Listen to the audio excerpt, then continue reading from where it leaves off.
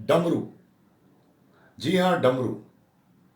एक बार की बात है, किसानों से नाराज होकर देवताओं के राजा इंद्र ने वर्षा न करने का निर्णय लिया, वो भी 12 साल तक। सभी किसान परेशान हो गए, क्षमा की याचना करने लगे। तब इंद्रदेव ने कहा, यदि भगवान शंकर अपना डमरू बजा दें तो वर्षा हो सकती है। लेकिन साथ ही गुप्त वार्ता करके उन्होंने भगवान शंकर के कान में यह भी कह दिया कि आप डमरू ना बजाएं।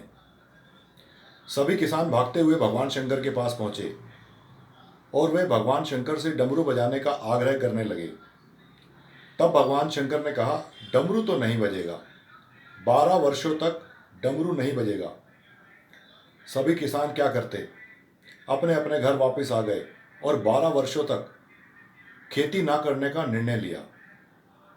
लेकिन उनमें से एक किसान डेली हल चलाता था, धूप में कठिन परिश्रम करता था। सभी गांव वाले उसका मजाक उड़ाने लगे। सभी किसान उससे कहने लगे कि अरे मूर्ख इंसान, जब 12 वर्षों तक बारिश ही नहीं होगी तो तू भरी धूप में हल क्यों चला रहा है, क्यों अपने शरीर को मार रहा है। तब वो किसान कहने लगा, मैं तो अभ्यास कर रहा हूँ, हो सकता है 12 वर्षों के बाद मैं इस काबिल ना रहूँ कि मैं हल ना चला पाऊँ। यह बात पार्वती माता ऊपर से सुन रही थी। वे जाकर भगवान शंकर के पास पहुंची और उनसे कहने लगी, प्रभु, हो सकता है कि आप भी 12 वर्षों के बाद डमरू चलाना भूल जाएं। भगवान शंकर असमंजस में आ गए। तभी उन्होंने डमरू चेक करने के लिए बजाना शुरू किया। जैसे ही उन्होंने डमरू बजाया, वर्षा होने लगी।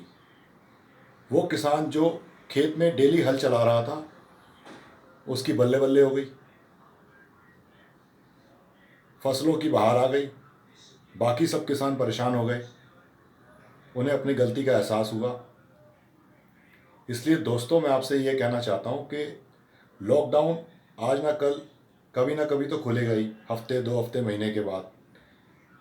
डमरू कभी भी बज सकता है, इसलिए अपने शरीर को कष्ट दें। ऐसा ना हो कि शरीर आपको बाद में कष्ट दे।